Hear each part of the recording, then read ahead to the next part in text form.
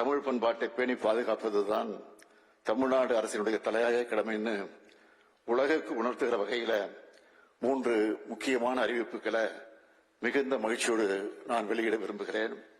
செழித்து வளர்ந்த சிந்துவெளி பண்பாட்டின் எழுத்து முறையை இன்னும் நம்மால தெளிவா புரிஞ்சிக்க முடியல. 100 ஆண்டுகளை கடந்தும் தீர்க்கப்படாத இந்த சிந்துவெளி புதிர் பற்றி உலகெங்கும் உள்ள தொல்லியல் ஆய்வாளர்கள், பொறியியல் தமிழறிஞர்கள் மற்றும் கணினி வல்லுநர்கள் உட்பட பலரும் இன்றளவும் பெருமுயற்சி செஞ்சுக்கிட்டு இருக்காங்க.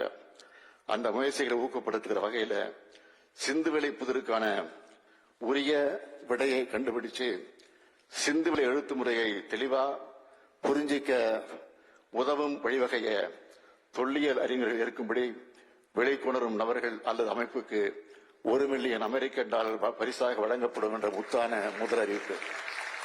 சிந்துவெளி பண்பாடு குறித்து தொடர் ஆராய்ச்சிகளை தமிழ்நாடு அரசு தொல்லியல் துறையுடன் இணைந்து ரோஜா முத்தையா நூலகத்தின் சிந்துவெளி ஆராய்ச்சி மையம் மேற்கொள்ளக்கூடிய வகையில தலை சிறந்த தொல்லியல் அறிஞர் ஐராவதம் மகாதேவன் அவர்கள் பெயர்ல ஒரு ஆய்வறிக்கை அமைக்க $2 கோடி நல்கை வழங்கப்படும் என்பது 2வது அறிவிப்பு.